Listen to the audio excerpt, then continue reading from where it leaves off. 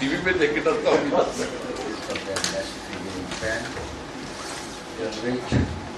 Mr. Shukla, friends, members of Indian strategy community who are present here, friends from the media. I am really delighted to welcome all of you on the release of this joint study, a report prepared by Vivekananda International Foundation and Japan Institute of National Fundamentals on framework for India-Japanese strategic partnership and cooperation. Well, friends, the timing of it appears to be that it has probably been designed to be following the very, very successful visit of the Indian Prime Minister. It's good that it has come at a very opportune time. It has come at a time when the interest in India-Japan relationship is seen in Japan. We're seeing an orbital jump at the new. We are poised to achieve the new heights. But this idea was conceived in the VIF and by the JINF about 2 years back. It was during the visit of the Japanese delegation in December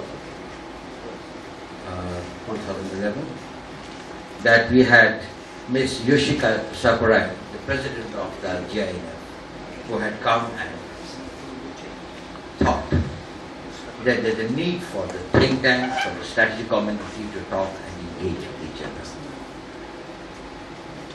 And during those discussions we found that there was a lot of confusion. And we were only wondering that why the two countries have got so much in common. A common interest in economic affairs, a common democracy, no areas of conflict, probably civilizational old contacts and civilizational linkages. That we have not been as close as we probably should have been. And I think Ambassador Satish Chandra, who had been the pioneer in starting this work, said that sometimes it's the absence of positives which is the cause of the negative. It is not a question of what are the negatives which are responsible. It is that we have not done sufficient on the positive side. So let us look at the positive engagement with China and with Japan and what are the areas in which we can work together. And it was in consequence of that that this study was started. We identified 6 areas of work. For 2 years were scholars from both sides exchanged. They had 2 visits here and we also went to Japan and had a visit with them. And Mr. Shukla pursued it with tremendous dexterity in management detail. All the success studies were prepared by the experts on both sides.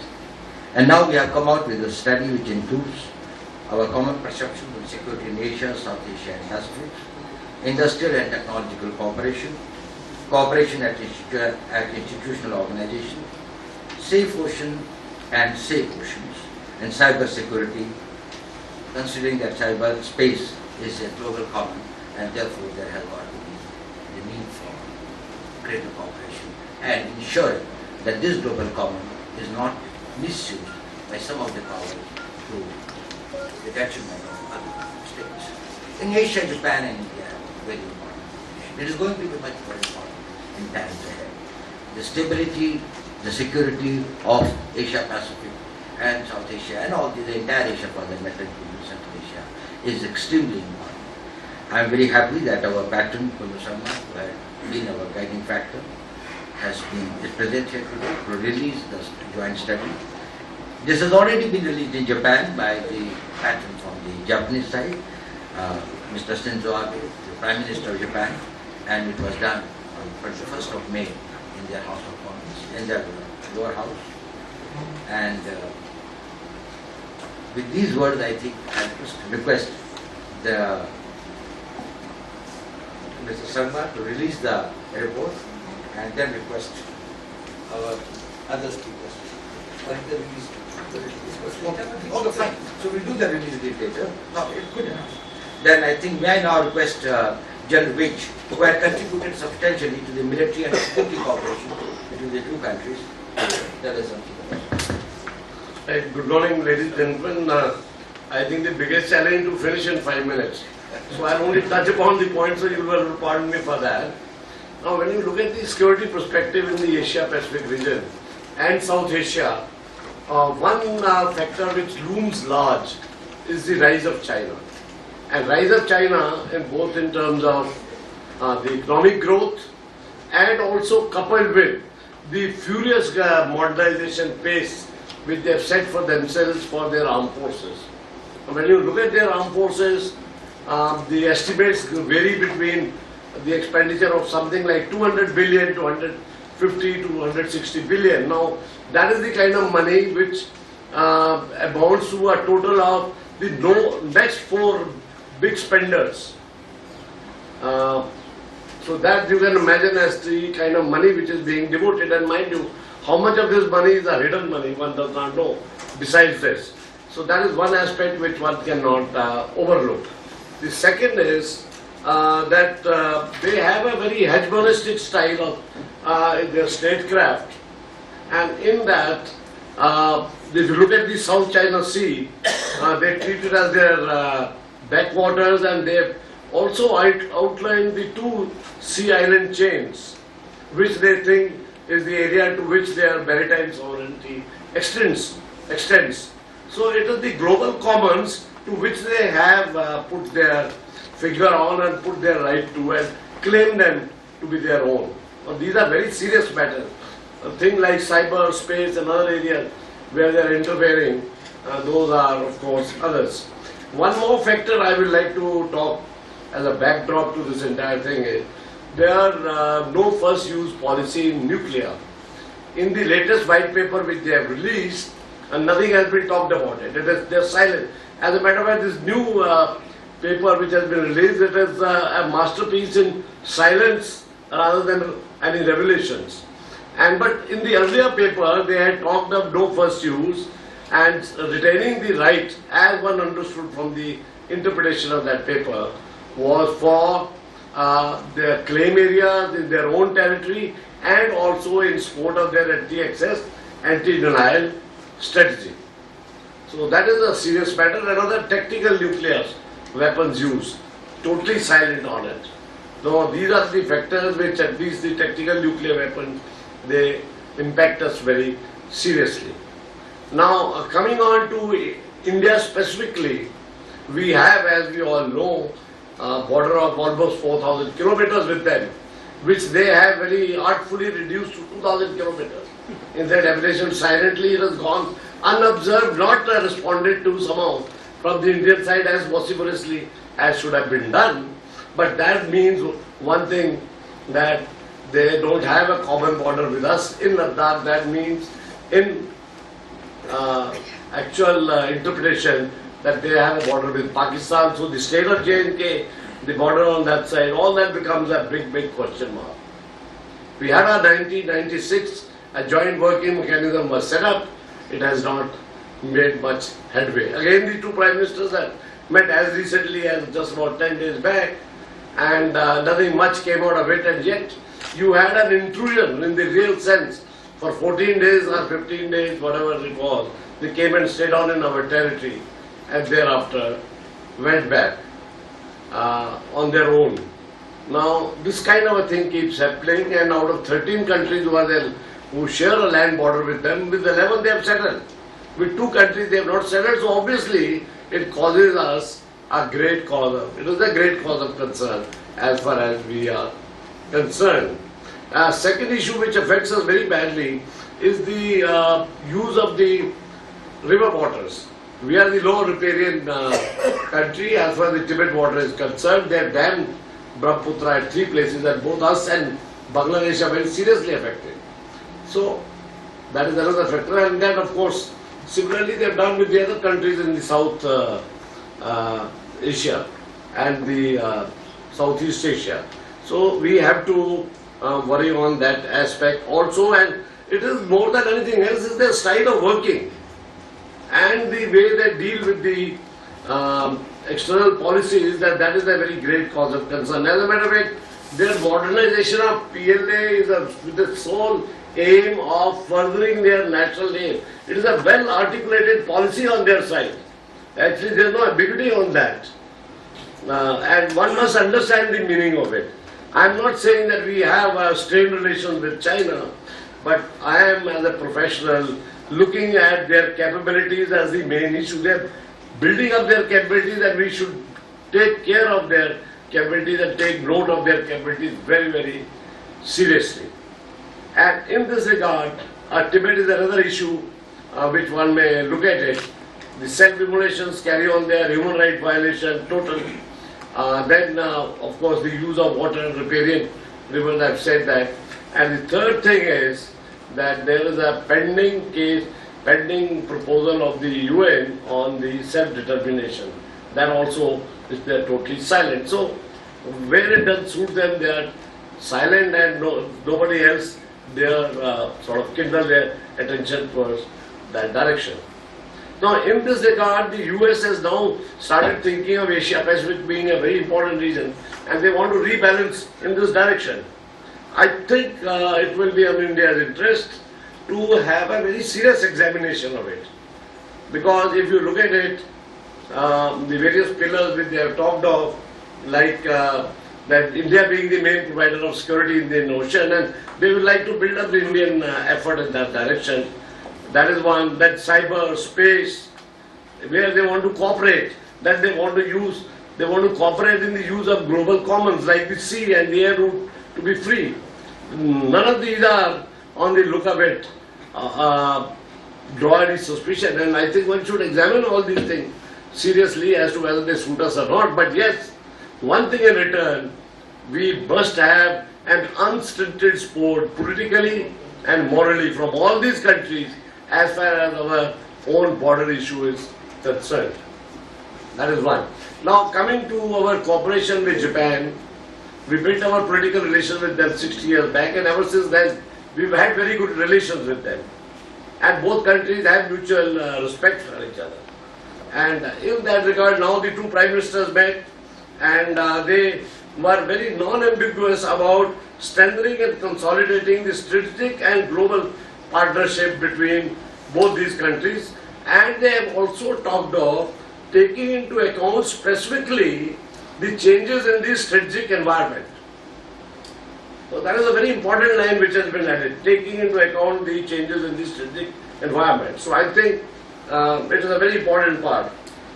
They have also agreed to set up a joint working group to explore the modality of joint manufacture of US-2 amphibious aircraft. We already have a bilateral arrangement with Japan where the two navies meet and carry out exercises. Actually, last year in June also, off the coast of Japan there were exercises. And we have a trilateral arrangement between us, US and Japan. And I think in the long term, India should look, as a matter of starting from now very seriously, to take advantage of the technical skill of the Japanese in manufacturing and in return contributing by way of our software expertise which we have. And that should be a very good mutual arrangement between the two countries. And we must move in that direction.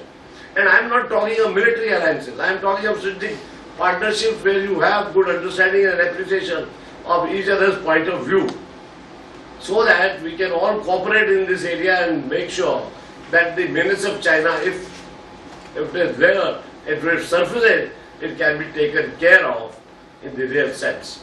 Now, that's about all I have a time constraint, as I said. But thank you very much. There's much more you can talk of when you talk of relations between two countries and in the areas and regions. But I think in very brief and nutshell, this is what I can talk to you about. Thank you. Thank you very much, John Rich. I'm very grateful to you for your very concise and very pointed presentation. Now, may I request Ambassador Shukla addressing about the diplomatic and economic part. Thank you. Good morning, ladies and gentlemen.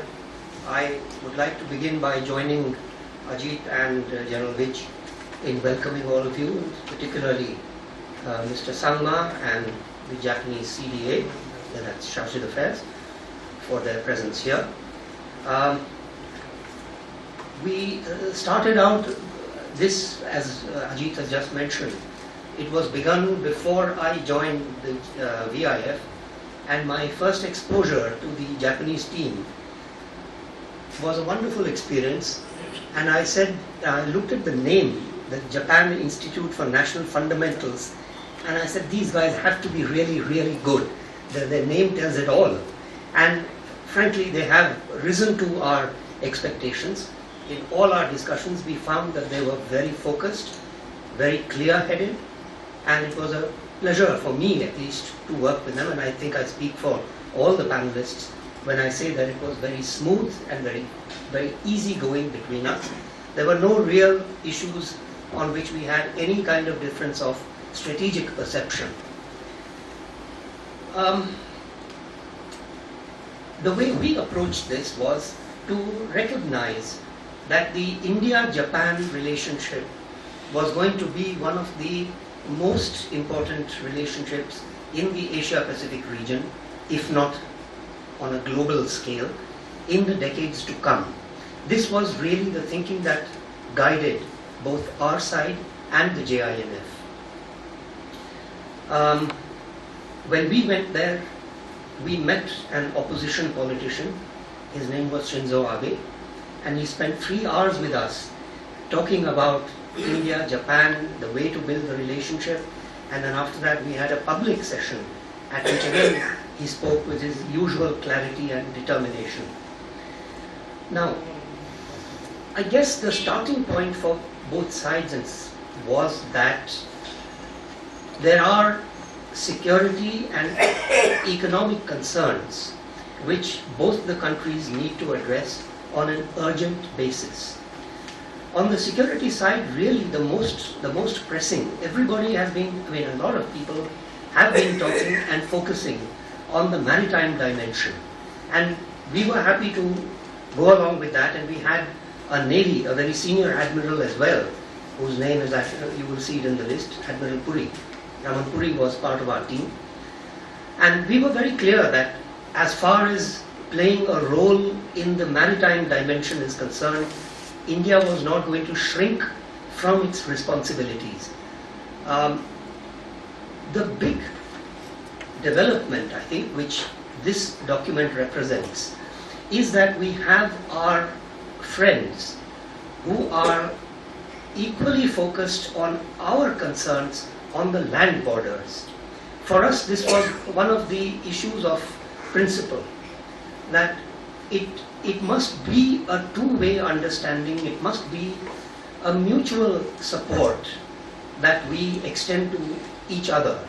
And I'm very glad to say that on this, the JINF was forthcoming.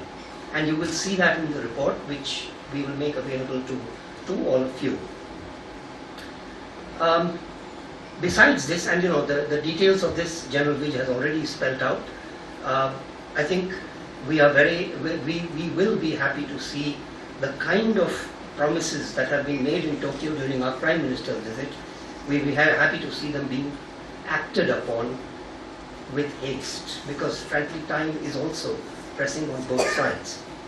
The interesting thing is that the maritime dimension represents for Japan a very important issue, probably the most important security issue, and this has been declared by China to be one of its core interests. Equally, for us, Tibet represents a very important issue, perhaps our number one security concern, and this too China has declared to be a core interest. So I think we will need to examine this jointly with the Japanese, and as we go forward in the trilateral dialogue and maybe with other partners as well, how we need to actually ensure that the security interests of all the partners in this dialogue are safeguarded. The second aspect we have focused on is the economic dimension. Japan, it's no secret, Japan has been one of the laggards since our liberalization, both in terms of trade and in terms of investment. Luckily, I think both sides are realizing that this needs to be corrected, and the report does go into this in some detail, and we had the support of the CII in working out the actual industrial level details. We did take pains to point out to our Japanese interlocutors that yes, we recognize that there are problems with the Indian system, we're not blind to it, and we haven't shrunk from highlighting those, both in terms of policy, although that is diminishing, frankly, as we go forward, but equally in terms of the actual practice on the ground. And yet we did point out to our Japanese interlocutors, and they agreed with us, that other countries, notably South Korea, for instance, have done very well within this very system. And I think the sense I have after the Prime Minister's recent visit to Japan is that in Japan also they are beginning to realize that there is an opportunity and a need for Japan to redirect its economic engagement away from their narrower Pacific interest to include India as an important partner going forward. So we've spent some time, some detail going into this in our report. The third aspect, again, which General Vij has touched upon briefly, is cybersecurity. Here is an area where I think we are going to see more and more issues coming up as a challenge to both countries and to other countries with whom we are looking to partner as we go forward in seeking to stabilize the Asia-Pacific or the Indo-Pacific region. Fortunately, we have the skills, both in India and in Japan. And I'm pretty confident that this is something which we will be working on. Happily, again, we find that the governments are also focused on this issue. One thing which we have also zeroed in on is the need for more general collaboration in the electronics sector. India is pretty weak in the hardware area. Japan, of course, has world-class strengths in this area. And while we realize why India has lagged in this sector in the past, we are also mindful that it's time to address these weaknesses. And I'm glad to say that on this too we found common understanding, which are all set out again in the report. To sum up, what I would say is that this reflects, I think, a very important initiative and a very important beginning, if you like, between two think tanks which understand the global situation, the regional situation, their countries' situations, and we hope that this provides at least a starting point for how to move forward in a relationship which will remain an abiding priority both for India and for Japan. Thank you. Thank you. And now may I start Mr. Kawamura, who was highly official in Japan. Thank you very much for your kind introduction, Doval. General Vij and Ambassador Shukla. Thank you, first of all, very much for your kind invitation to this auspicious occasion for the release of the joint study, the two think tanks in India and Japan. First of all, I'm so pleased to come here today because I found that I'm a neighbor to this organization. My house recently located is just behind the U.S. and Chinese embassies. I'm a resident of the same vicinity here. So already before entering into my brief remarks, I'm already a member of this community. I'm so happy to share the time and the opportunity with you. First of all, please allow me to send the best congratulations to both Vivekananda International Foundation and Japan Institute for National Fundamentals on the completion of the joint study on the Indo-Japanese strategic partnership and cooperation. The VIF JINF joint study spells out the value of the joint strategic endeavors between Japan and India, which face the mounting new challenges ahead in nature. The joint study reports includes various important aspects, salient points that the two nations together think seriously for the upcoming decades to achieve the strategic stability in Asia. Those points needs to be focused for further study and examinations. We're happy to present this with you. And on this auspicious occasion, I'm very pleased to share with you the most encouraging achievements made by the two leaders, Prime Minister Shinzo Abe and Prime Minister Manmohan Singh, during the recent summit in Tokyo. Those points have already been referred to by previous speakers, but I'd like to underline some of the salient points which to be shared by all of us.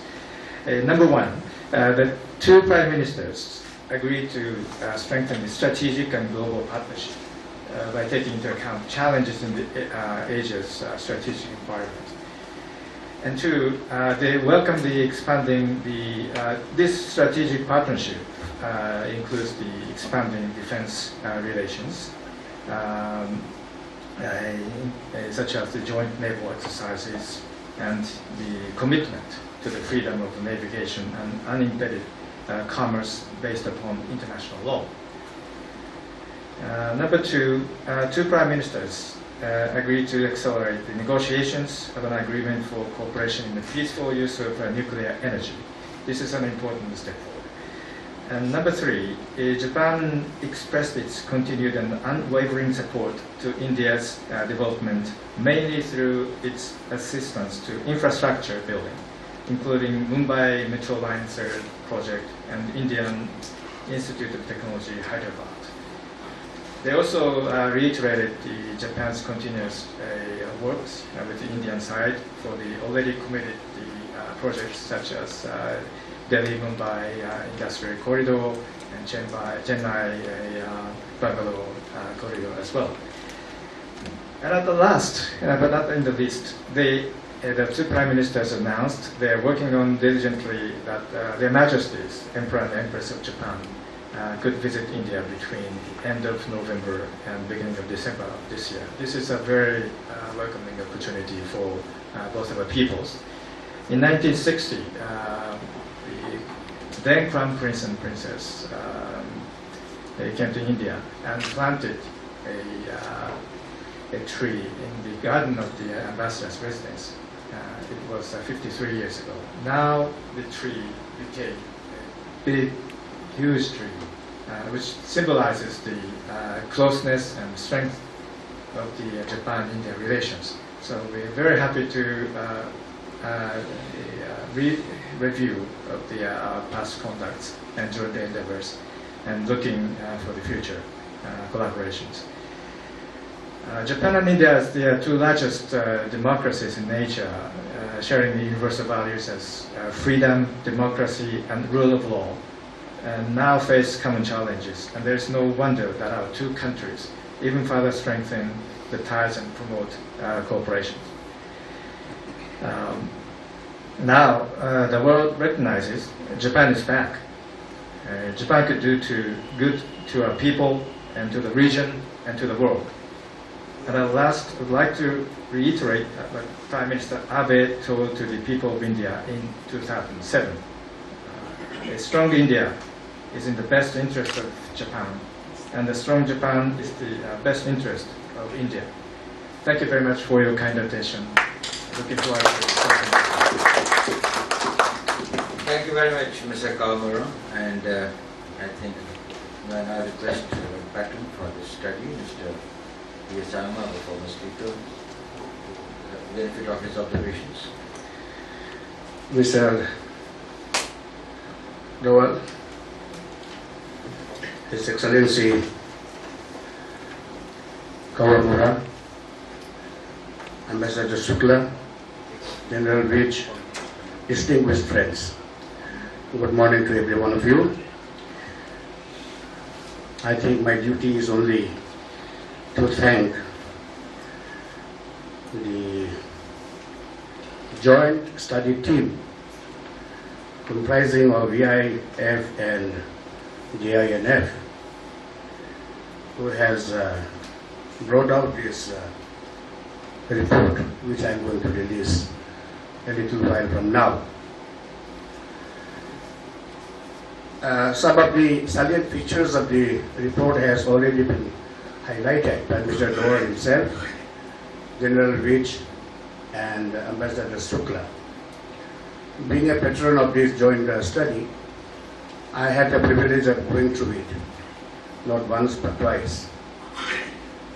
Now the joint study is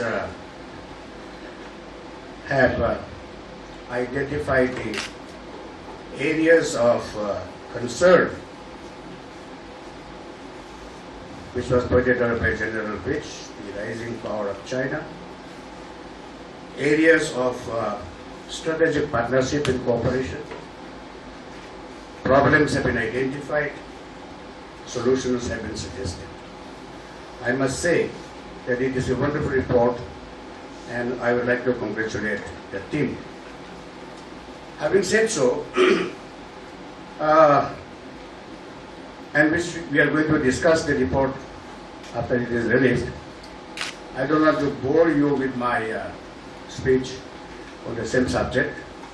I thought I will tell you a joke.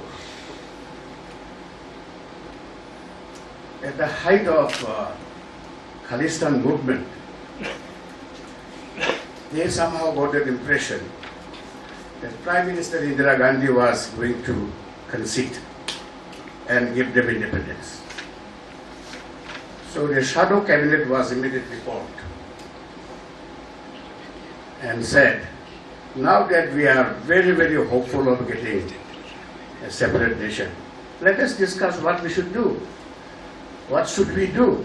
How to build a new nation? One person immediately stood up and said, it's very easy. Very easy. As soon as we get independence, let us declare war against India. I said, what are you talking? How can you declare war with India? Such a mighty military power. We will be destroyed. Exactly. I wanted to be destroyed. Look at Japan. Japan was destroyed in the Second World War. And how they rebuilt it and became a superpower. I want my nation to be so. This is how it goes. When Babri Masjid was being demolished, I was watching the BBC very carefully. And the news presenter from London asked the correspondent, Mr. Marturi, all of us know him, what is going to happen to India now? Marturi said, nothing, nothing. How do you say so? He said, look here, India has enormous capacity to face challenges and to absorb crisis. This is exactly what. India and Japan, both the countries have enormous capacities. In the words of Marturi, enormous capacities to face challenges and absorb crises.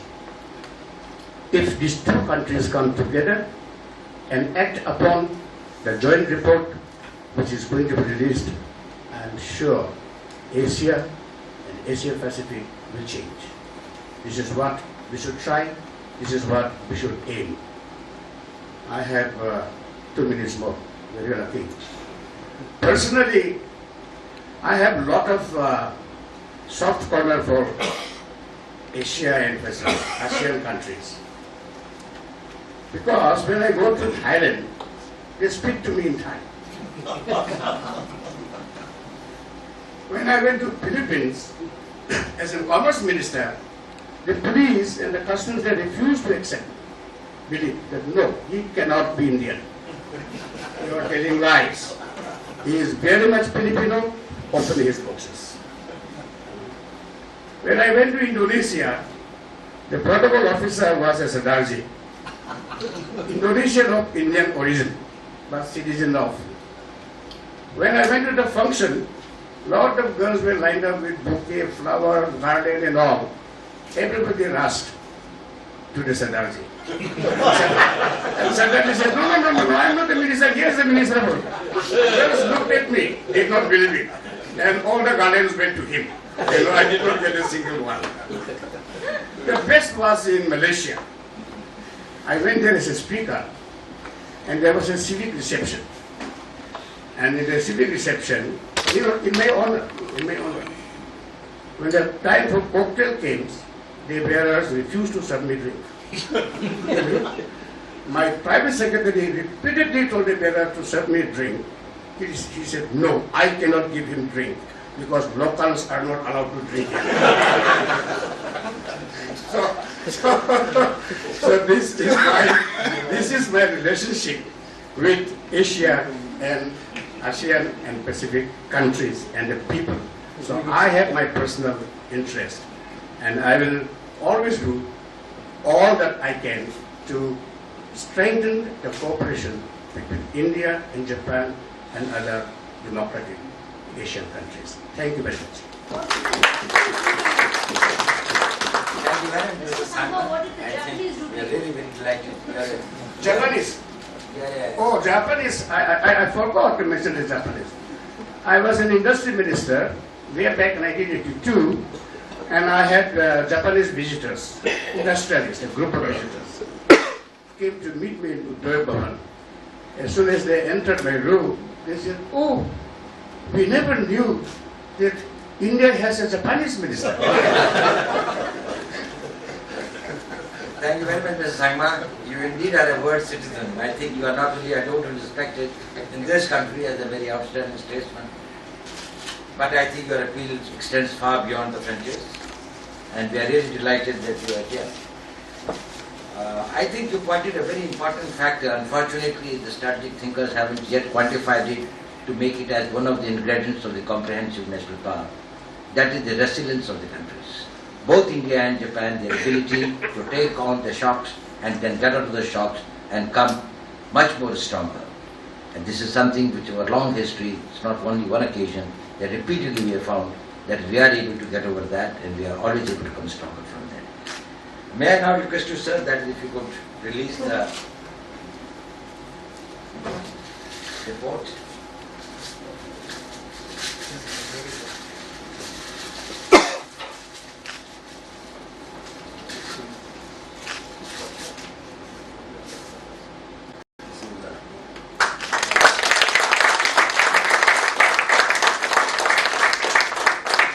I think we will distribute a copy of this report to all of you shortly. I would really like Just to discuss. yes. So if you can just distribute it, I think then you can have it sent. Now, any brief observations or any comments or anything else, we will welcome. It's not a... Yes, Mr. Nath. On what we heard from Mr. Shukla General Peace, I was wondering, even if it is Indo-Japanese situation, this must be kept in mind, or you must be keeping in mind the overall American presence in the area. So vis-a-vis Indo-Japanese relationship, which role you envisage for the United States? Now, you know, the overall presence of United States in this area is not something new. What is new is that they are talking about the Asia pivot. They have had strategic interest in this region right after the Second World War, from the time that there were listings of Korea, and then of course the building of the Japan, coming of the Japan, and then in Philippines and in the Asia Pacific.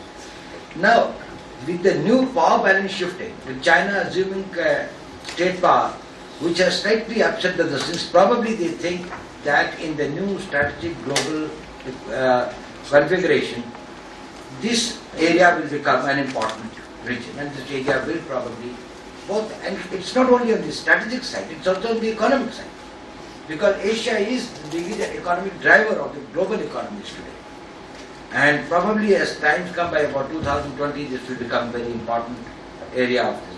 So the American economic interest would also be quite heavy and quite severe there, and proportionate to that, they would also like to have the diplomatic and political presence and this thing there. So I don't think that the American presence of the American system is a new phenomenon, but as the center of gravity of power is moving towards Asia, probably proportionately all other countries of the world would also gravitate or will see that how can they promote their own interest. Plus, we have got a common interest in democracy and freedom, in the human rights and the other values that we commonly share. Thank you. Yes.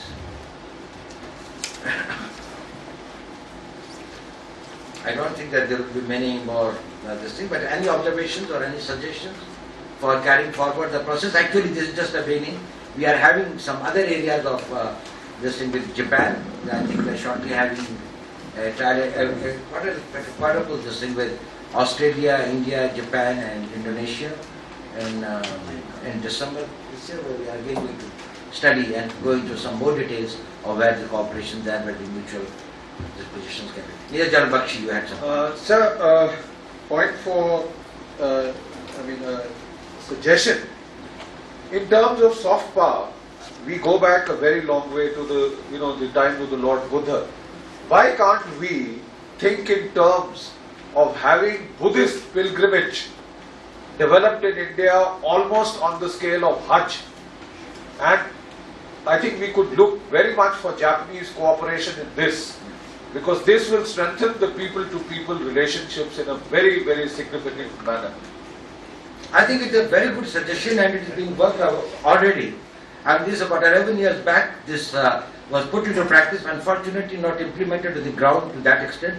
There had been a Japanese cooperation in developing the Buddhist corridor, and many of these areas, Lumbini and these places, Bodh Gaya and others, they have been connected, and now of course there are so many other initiatives that are being taken. Would you like to add anything, Mr. Kawamura, about this? But the Japanese government had made various moves and advances in this direction. Okay, well, thank you. Well, you mentioned that the people-to-people exchange. I totally agree with your view. But frankly speaking, the Japan-India relations for the past, say, decade has been mainly focused on the industrial and quite recently shifting on to the strategic ones. But I think in the coming future, looking beyond over the past 2 decades, I think we should pour more energy on the person-to-person relationship. And the recent Prime Minister's summit talks in Tokyo has already addressed this issue.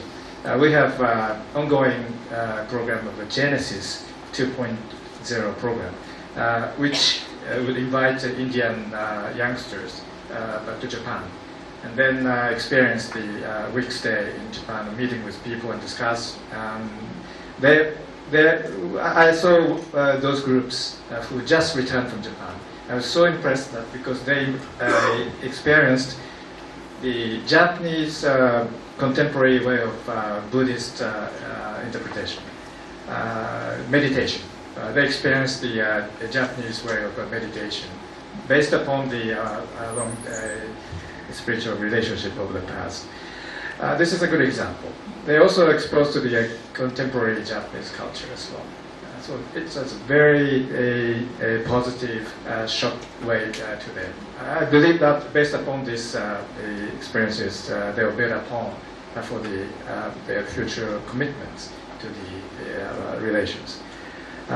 Looking at our bilateral relations, Japan, US or Japan, other countries, I think we have 3 pillars: balanced way, strategic relations, economic, and people-to-people exchanges. So those 3 pillars should develop in a balanced way. So I think that from now on, the India-Japan will also make extra efforts to strengthen those 3rd pillar of peace, human relations. So, thank you. Thank you very much, Mr. Kawamura. I would just like to add one small point, and then I think Ramesh and Nanda to you. It's a very important point that you have touched, and I think this is the limitation of this study. While we have touched upon the strategic issues, the economic issues, the global diplomatic situation, and the technology areas of possible cooperation, probably cultural, civilization, and people-to-people contact, which Mr. Kawamura had mentioned, is also an important area on which we should have some of the experts from both sides who should be able to work, and suggestions like that what you have suggested probably should be implemented. It is extremely important that people-to-people contact are more than ever. Cultural heritage and traditional contacts are further strengthened. Yes, Thank you, Chair. General Vij mentioned about Indo-Japanese cooperation spreading into an area where India can benefit from the arrival of Japanese investment, Japanese expertise, Japanese skills, industrial environment. I fully agree with him. In this context, two rather old books come to my mind. One was the Sony story, written by the founder of Sony. The other was written by the mayor of Tokyo, Mr. Ishigara. Why Japan can say no? The Japan that can say no. Japan can say no. And four things come out of that as a core secret of success of, a reason for success of the Japanese experiment, if I can call it. You can import everything else from Japan. How would you import these things, these five things? Work ethic, extreme hard work, improvisational innovation, fierce nationalism, and intellectual honesty.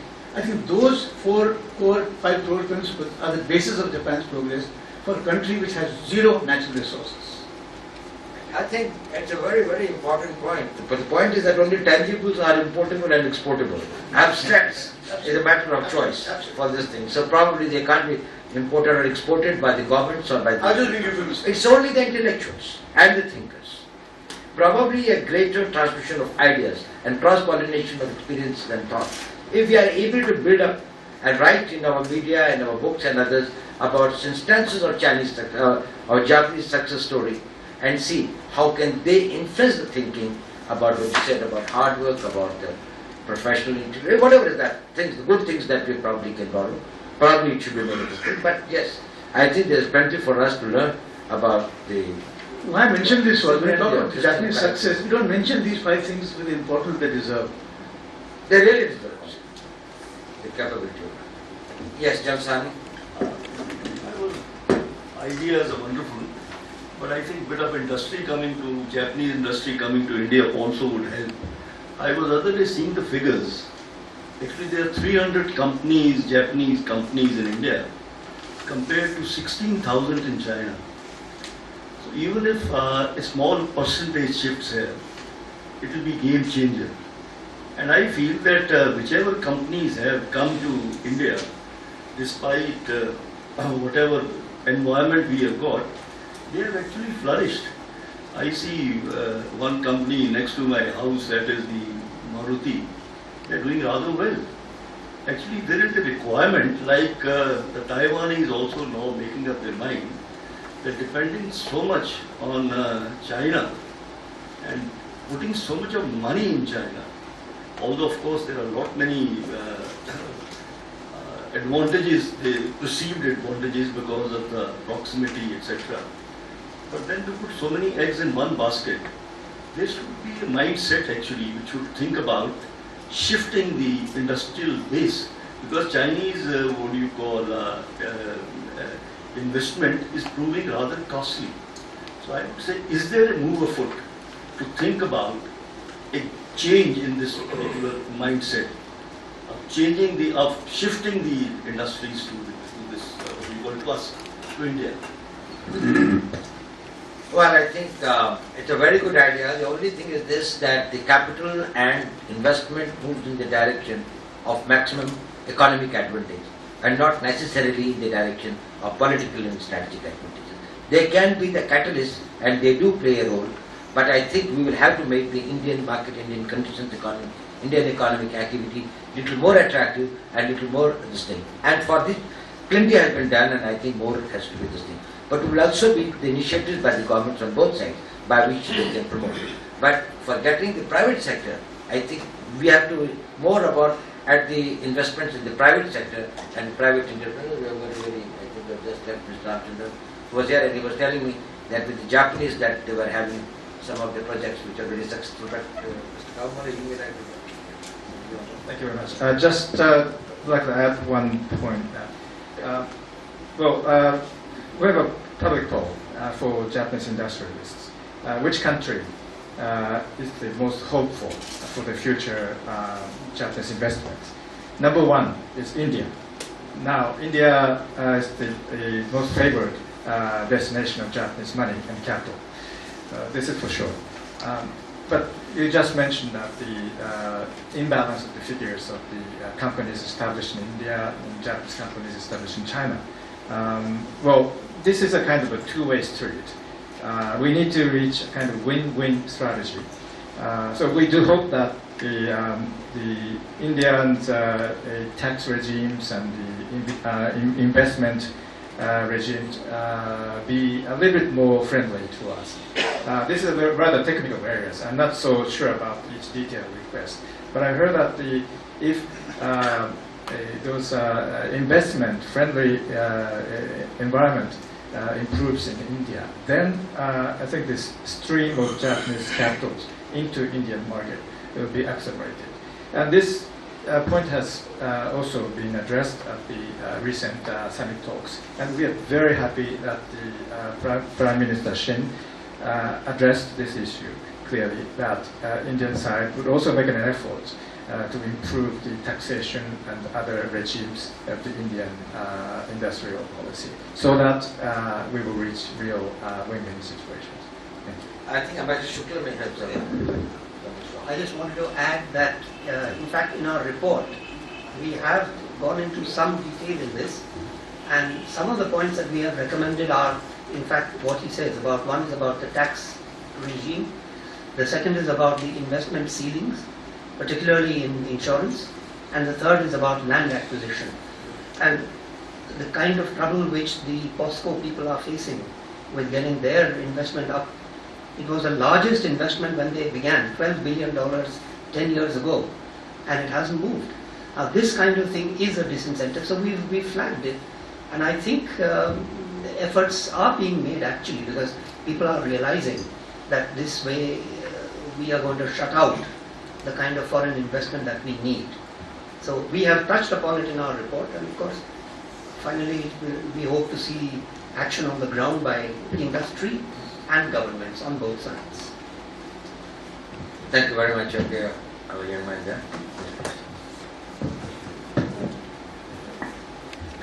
The Chinese state media has reacted very sharply after the recent visit of our Prime Minister to Japan. How much strategic cooperation, the strategic cooperation between India and Japan? Just again on that, I just missed out. The Chinese state media has reacted very sharply after our recent visit, our Prime Minister's recent visit to Japan. How much pressure do you think India and Japan can endure from China when it comes to India-Japan strategic relationship? There is seemingly they're very unhappy about it. Well, I think India-Japan cooperation or engagement is not directed against any country. So anybody reacting or adversely reacting is something unfortunate. It is for them to explain or for them to elucidate what they think about it. The second thing is that every country is free to pursue its strategic objectives and maximize its national advantages in what way it thinks proper, and that is how the sovereignty is defined by itself. So I don't think that India's policy options and the choices will be determined by the action and reaction of somebody, and it is something. But there is a need and a diplomatic requirement that we are able to convince or remove the misgivings of some people, but not that our policies should be influenced by that. And I don't think that it in any way will have any effect on the, or should have any effect on the Indian policy making. India should, in a very firm and in a very clear-headed way, pursue the policy which it considers best for its national interest. But I think I can request Ambassador Satish Chandra to probably elaborate on this and some other aspects. I think that the first thing I'd like to say is about the study itself before I respond to the point that you made. And that is that I think the very positive orientation of this study stems from the inspiration that we got from our patrons, Mr. Abe and Mr. Sangma, because they looked at this report in advance, they saw it, they gave guidance, and this has been informed by that. The second point I wanted to make about the report, and I think Mr. Doval did touch on it,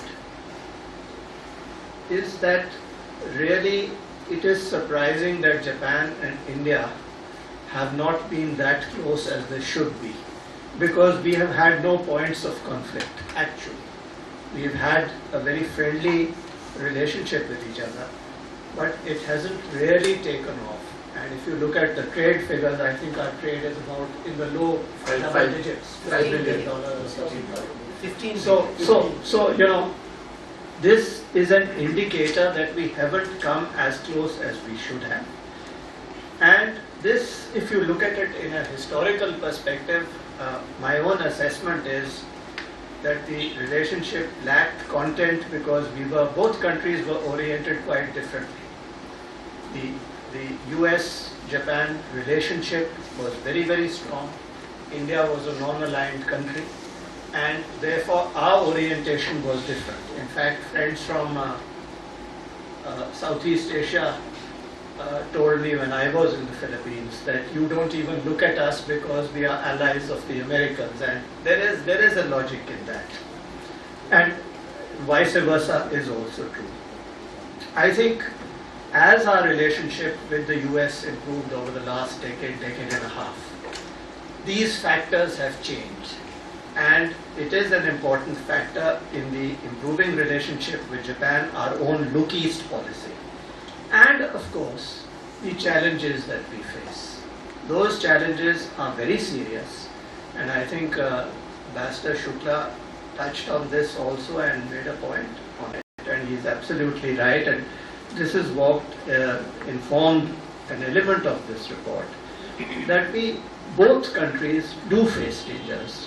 And the dangers from China, we face it particularly on the land. The Japanese face it on the maritime area, as does much of Southeast Asia. So there is a natural bonding that is there. And it has also an economic and commercial aspect.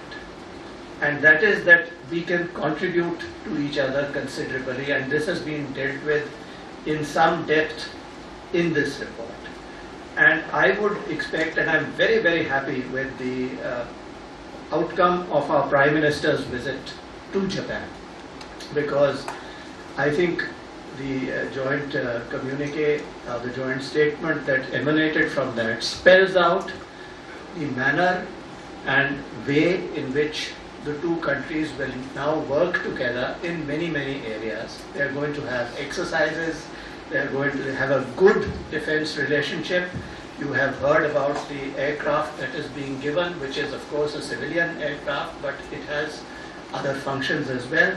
So this is the economic corridor which the CDA referred to, the building up of the metro, etc., etc. I think we can expect a totally transformed relationship between the two countries within the next 5 years. And it is my assessment that this is going to make changes which are going to be mutually beneficial to both countries. Just if I could go on at this, because I'm very, very passionately involved with the evolution of ties, and this was something which was lacking and which needed to be rectified.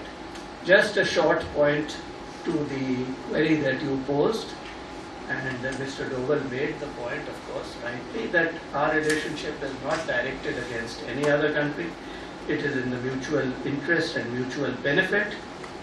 I would also direct you to the Sino-Indian joint communique, which was 30 paras or 35 paras long, in which one of the earlier paras says that both countries would look positively at the friendly relations that each is having with other countries. So I'm surprised that the Chinese media made the point it had, because this is in violation of a joint statement which has been issued. Thank you very much. Yeah, but you didn't comment anything about Chinese relationship with Pakistan and the transfer of reactors and this thing of the various other this thing which are taking, including taking over a border and the presence of their troops in Puerto. But anyway, that is not the point here for discussion. Yes, please. My question is to Mr. Yes. Ohio gozaimasu. I just wanted to know, when you talk of strengthening the third pillar that you mentioned of people-to-people contact, I'd like to draw your attention to what the Germans are doing. They have introduced German as a language in Kendriya Vidyalayas, which are the central schools. And there is also a move to introduce Mandarin in CBSE run schools. So would the Japanese at some point of time contemplate something similar, to borrow Ambassador Satish Chandra's words, to transform the relationship in the next 5 years? The Japanese language education to be spread in India. But we have a couple of challenges to realize it. Budget and the number of Japanese language educators, institutors. So we are now addressing one by one those challenges.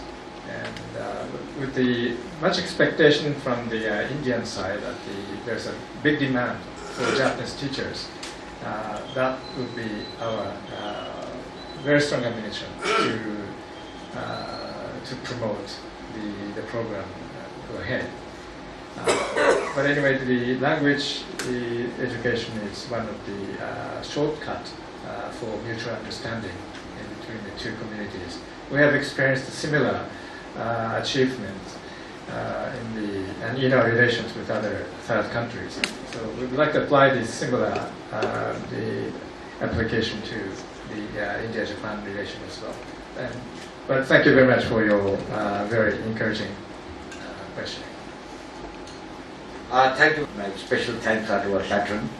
Spared his very valuable time. I know that he had a very busy day and he had come here only for a day, and he was able to not only spend so much time with us but also contribute substantially to the discussion. My thanks are also to Mr. Kawamura for representing the Japanese embassy here, and of course to all the distinguished guests who have come here. Friends, there are 2 or 3 things which come out very clearly about this discussion.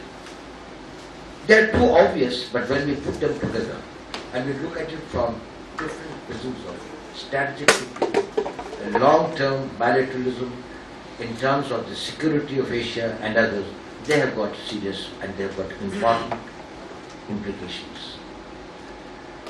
One is very simple, that India and Japan are natural partners, and as Ambassador Satish Chandra had pointed out, that even if for some global strategic situation in the past, there were certain mental blocks which might have prevented the growth of this relationship to its optimum, probably gradually that has completely disappeared. And there is no issue on which probably the 2 countries have got a difference of opinion. What we have got to work out is that what are the positives on which we can develop the identity of thought, ideology and strategy by which we can get what our commonly shared objectives are.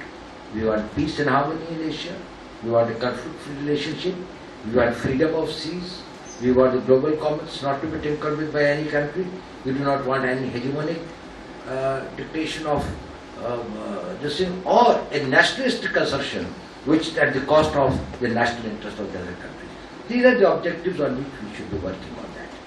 The second is this, that is India and Japan have got a lot of compatibility, a lot of complementarity in their economic relationship. We have got certain advantages and certain assets. We have got a huge market. It's a market which is going to continue to just say up to 2050.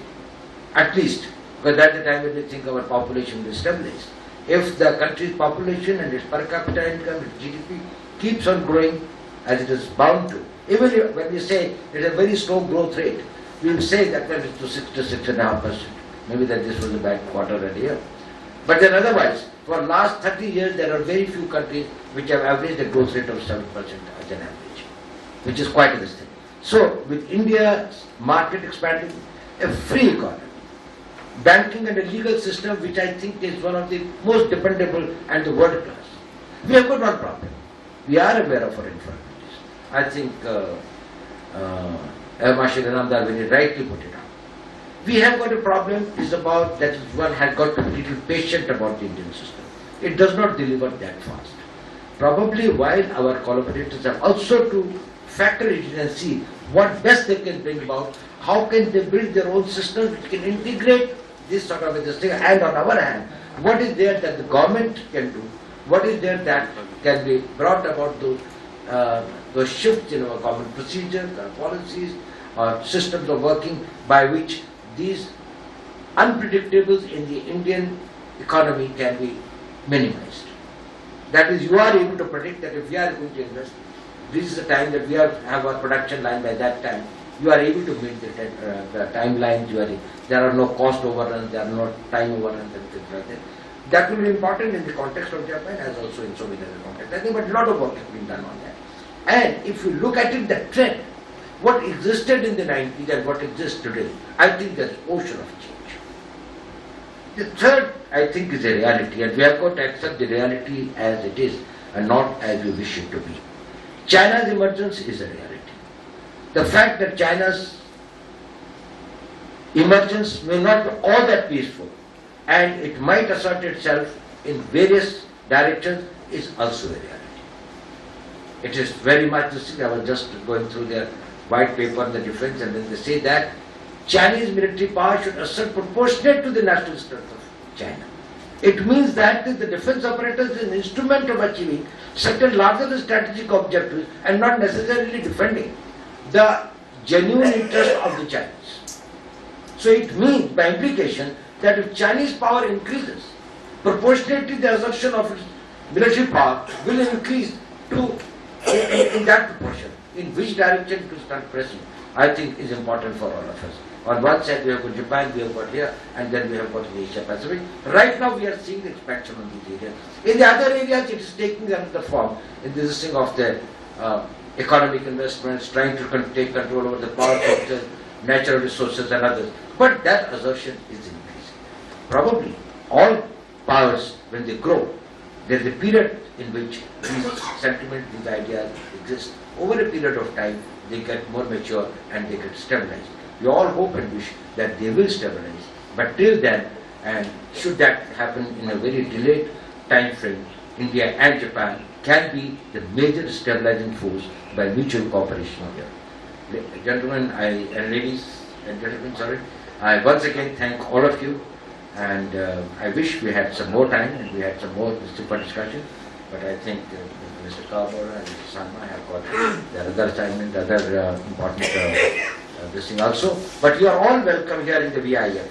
This is an ongoing thing. Every day we are engaging ourselves with all these discussions and these ideas, how best we can do to see that India's strategic power, India's comprehensive national power, India's foreign policy can be reoriented and we can make this country a better country for the coming generations and contribute to the world peace, stability and order. Thank you very much.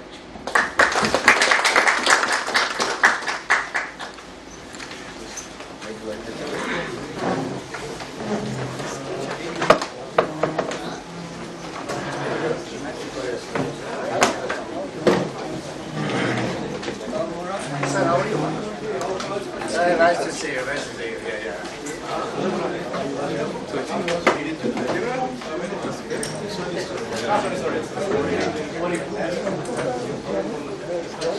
I'm here.